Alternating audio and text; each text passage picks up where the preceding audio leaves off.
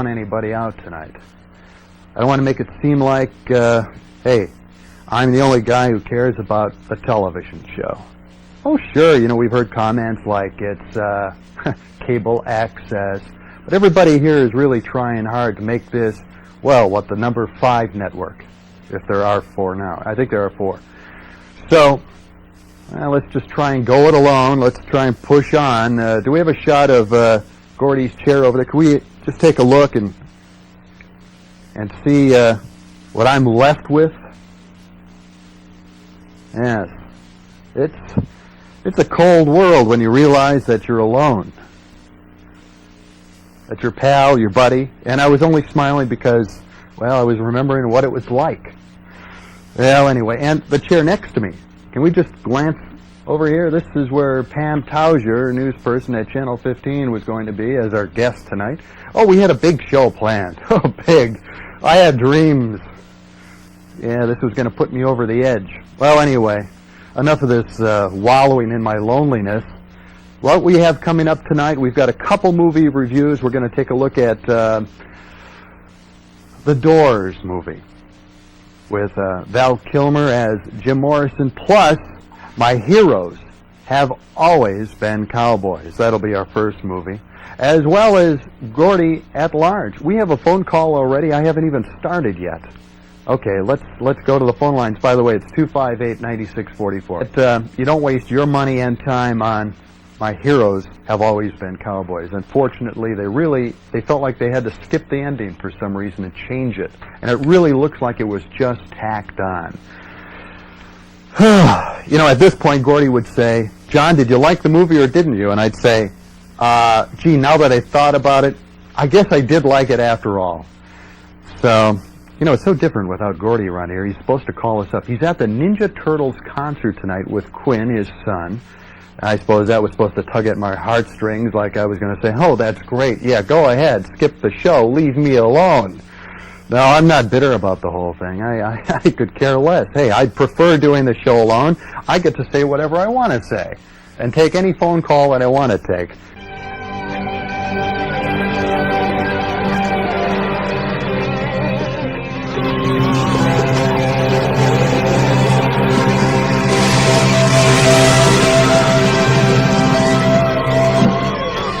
An impressive piece. Here it is.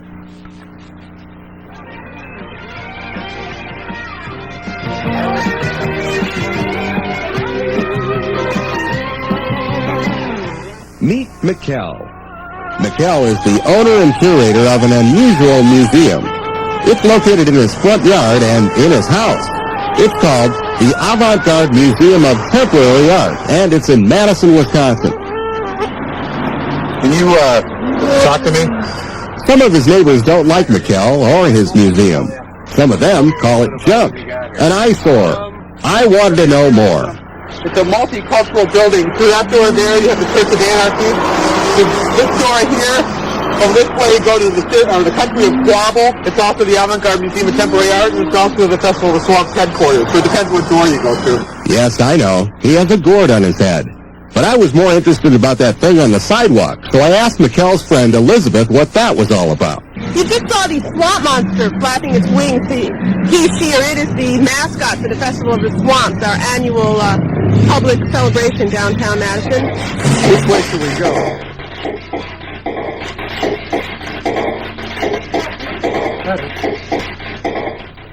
Here we have the Psycho Druid. Psycho Druid. His one very large eye. He hops whenever possible, especially when he's excited. He hops a lot. And he can be seen in the Festival of the Swamps parade and other places. Here we have the Quabble Spiral. The what? The Spiral of Quabble. Quabble? Quabble is a sovereign country. Right here we're in the capital of Quabble. It's not necessarily a geological country, and also it exists both 2,000 years from now and 2,000 years, 2,000 years from now both ways, in the future and in the past. Must be really tough for those Quabellians to set their VCRs. But that's a different subject. I wanted to know more. Spiral one can follow when in the country of Quabble to get outside of oneself. Now, the title of your museum here is the Avant-Garde Museum of Temporary Art. Is that correct? That's correct. Tell us a little bit about how you started this. We started it simply by not having enough room in our house anymore to keep our art. And the front yard was ours to use, so we began to put sculptures out here and work on sculptures out here, and it has grown into what it is now. We encourage anyone to display art in their front yards or display anything. Why just have dandelions and a few bushes and tulips here and there when Right. you could have anything else? This is our imaginary bird. His name is Maybe I can get him singing. No, this is my sleeve. Simply a sleeve from a. As you can guess, a lot of the materials are found materials, found in the trash. Right. One person's garbage is our delight. The idea with the museum is it's temporary and it's constantly changing. An idea that we're taking what's happening in the world and constantly permutating it. So a lot of the art that's here is intense collage, which draws from everything that somebody might have in their house at one time, from newspapers and magazines to junk mail to actual art and things like that. A lot of people don't necessarily like what we're doing, but they respect the fact that we're doing it. And we're pretty much left alone. So you've had it out here in front for 8 years, and I noticed as I was coming in, really minimum security out front. No, it's totally open. People come up here. One time I came out here and 3 o'clock in the morning, and I walked through the doorway of the building, and there were 3 street people crashed out here with beer cans with candles in it.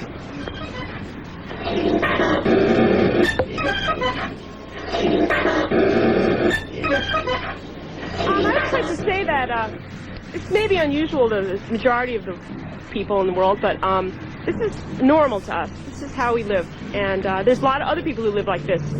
We're part of a huge network of underground artists who do all kinds of experimental work in all different media, and we all communicate through the mail and on the phone, and we're starting to meet each other, and it's really a community that exists internationally. What is the name of this network?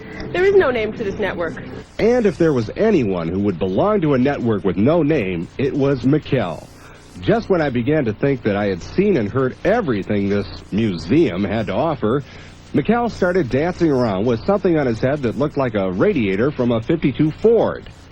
This apparently was meant to distract me for the medicine show portion of the tour that was just about to begin. I want to do my little marketing pitch here. Every year at the Festival of Swamps, we brew some special elixirs for people to imbibe. We have the elixir of muck, oozy antimatter, and eau de quagmire. All different sort of experimental elixirs. In fact, the one in this is from 1987. It has fresh organic mud, slime, weeds, excrement, bottled at the Zazaxo Endarchy. Can you tell us a little bit about I this work? wanted to just show, this is my favorite piece of art the last couple of weeks. Somebody dropped this off. The person that did this has never gone to art class in his life. He's never read Art Week or any of those magazines, but yet he sits in his little house and he does these things, and he's been doing these things for years and years and years, and you start to look at them and you start to realize that they're a geography for his unconscious, and that's a valid definition of what art is. I used to have one of those in my car. That's another gift. Okay, go ahead. It's another gift from a friend of ours who came over one day with that. He was walking by a house in this neighborhood, and this was literally thrown out the window right in front of him. It was there had been a fire the night before, and a man had died, and this was his TV. And they were. It's called Dead Man's TV. But a lot of times, I'd say a lot more often, we get positive comments. We get people coming by. Oh, you are the people who live in this yard. We've been going by for years. We've always loved it, and we've wondered. That's exactly the way I feel. Can you make a living doing this? That's pretty personal. I don't know. Well, that's one of the questions I ask myself when I wake up in the morning. It's one of the. I never doubt what we're doing. But I doubt the fact that, I used to have to, but at this point, just Mikkel has to get up in the morning and go cook food for people in a restaurant, and it's probably the only thing we do that has nothing else to do with what we do. We also do a lot of publishing that is very informative and so forth. So. Yeah. Also, if anyone is interested in delving into this kind of thing, we'll take apprentices here and in exchange teach them all kinds of things, bookmaking, Xerox art, et cetera, et cetera.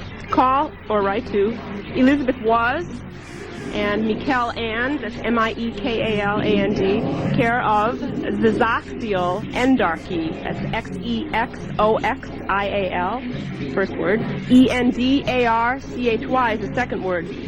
1341 Williamson Street, Madison, Wisconsin, 53703. So we thanked Mikkel, Elizabeth, and their little one for showing us around their home.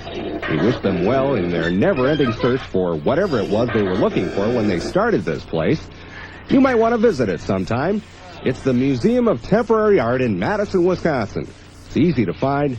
Just hang a left at the country of Quabble and keep going.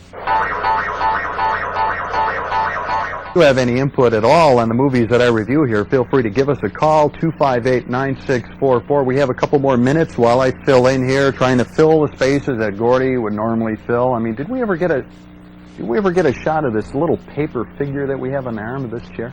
I mean, this kind of exemplifies Gordy's presence here on the show. Let me just move this over a little bit. Kind of leaning back, you know, paper thin, just kind of flailing in the wind like this, like I'm doing right now, kind of twisting in the wind, so to speak. See? You have a little mustache on there. I don't think you can see that. The glasses, yeah, the thick neck, the kind you see in the caricature that we have on the show. You know, he's going to love seeing this show. There it is. Well, we have our little pictures on our box of popcorn here. Plastic popcorn. I'm John Peterson, and to my left, or your right, it's Gordy Young, who missed the show last week. Gordy? John? You know, Gordy, throughout our entire setup here, seemed a little bitter, and I'm not quite sure why. Gordy, come on. I mean, what seems to be the problem? No problem. I'm just had these pains in my back. They took out some of the stitches. A lot of were you injured? Knives twisted in my back last week while I was gone. God, were you mugged or something outside the Coliseum after the Ninja Turtles? I took my son to the Teenage Mutant Ninja Turtle concert last Tuesday night. Very nice. Ooh, I just feel for him. Yes. I can't spend some time with my son. I'm glad you once did. in a while. No, it's good to be a good father. Well, you know, in my absence, of course, you were totally thrown for a loop, you know. Well, yeah, I was struggling. Do you recall a few things that you said during last week's show? Well, we reviewed the Doors movie, and we had a good time with that. We had a few phone calls. Yeah, and do you recall how you felt doing the show alone? What your attitude was? Well, I was lonely. You know I was lonely. Let me remind you exactly what you said from last week. Exact quote about doing the show alone. What? May I? May I? It's all yours. Okay. I'm not bitter about the whole thing. I could care less. Hey, I prefer doing the show alone. I get to say whatever I want to say. That's the first quote. That's number one. That's number one. Well, you know what I meant to say. So you like doing the show alone? No, I like doing the show alone. If you weren't around, you know, I don't mind doing it. Oh, okay. Well, clarification. So you think I'm taking it out of context? No, you know, I'd be glad to do the show alone whenever you can't do it. Okay. That's what I meant to say. Okay. All right, let's see. Now, Jay Ferris, our friend, called in. From 92 MAD, yeah. He said not once but twice, you don't need Gordy. You don't need Gordy. And then you responded a little bit later on. This is a direct quote. To hell with Gordy. That's what you said. To hell with Gordy. Really? That's exactly what you said. If you check your tapes from last week. You know, I think you're pulling this way out of context. I think I was saying something like, Gordy is swell. Or it'd be hell without... well, there's some more here. Well, no, please don't hold back. It seems like you're really bitter about this whole experience. No, go ahead. I couldn't be here. I filled in for you. I helped you out as much as I possibly could, keeping the show afloat while you were gone, enjoying yourself with your child. Yeah. Go ahead. No. What do you got against kids, anyway? Nothing. You know I love kids. Okay, then I couldn't make it, so I sent a tape, right? I sent a specially produced tape, Gordy at Large, right? Which I went to... I loved it, man. The audience loved it. You loved it. This is what you said after the tape aired. No wonder Gordy wasn't here tonight. He knew we were going to play that, and he didn't want to show his face. Man, that guy's smart. That's what you said Well, after you know what? my little piece on the art museum. I think you're reading way into these things. All I meant to say was that you were too proud. And then, I'm sorry, man. Number 5. Number 5. I think- We've been best friends for 5 years. I guess one stab for every year, right? One little. I really think you're reading way into this stuff. We had reading this between little, the lines. which I confiscated here. No, a I little, never did this. A little It was- paper figure. Does this look familiar, Mr. Peterson? I did not cut that little figure out of you. Got glasses, a little weak mustache. That wafer-thin body. I did not do it. I have nothing Referring against to it. this that was sitting on the chair in place of me, Well, yeah. he said, as he waved this, Yeah. this kind of exemplifies Gordy's presence here on the show. You know, paper thin, leaning back, kind of flailing in the wind. Yeah, well. So what is your response to all this? I feel I'm being misquoted. Misquoted?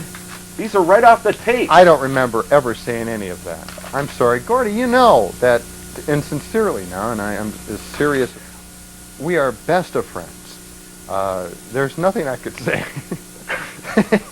Well, okay, maybe I said that last Okay. time. All right. Well. Okay. I'll let Now, look. bygones be Okay, bygones. will I'm you? not bitter Well, about it. I know you're not. I know you're not. You're one of those kind of guys that would just kind of, say, hey, let's start from day one, Right. or the beginning. Let's Right. just start all over again. Right. Let's And I didn't forget- mean to take up valuable let's not- airtime. Let's not burn any bridges, right? Is that Yeah. what you're saying? Okay, great. All right. Don't tell I'll me you what I'm saying. I know what to say. Well, I don't want to put any words in your mouth. You Like wouldn't. last week, I didn't want to, really make you say Right. anything that you Right. wouldn't have said yourself, Terrible. even though we took a guess, a wild shot in the dark. Shall we take a look at the spinner here that we have? Sure, you'd All do right. anything to change the subject at this point, wouldn't Okay. you? Oh, look, right here, it's on movies. Movies. So I'll tell you what. Let's take a look at The Hard Way, the new Michael J. Fox movie. You know, this is a favorite part of the show to me when we get to hear what you think about these movies. Well, I'm so glad, Gordy. What did you think about this movie, John? You're just oozing sincerity I at this can point, aren't you? Let's just take a look at The Hard Way, and I'll tell you what, to get into the mood of things, let's play a clip from The Hard Way with Michael J. Fox. I think we've seen enough of this. Unless you prefer paying good money to see this movie, try it out sometime. The Hard Way, Michael J. Fox, James Woods. you know what? Normally at this point I would ask you whether you liked the movie or not. Normally, if I cared. But you don't. I don't care. You don't care? I'm Well, not going to go see it anyway. I'll be honest. I didn't like the movie. Okay.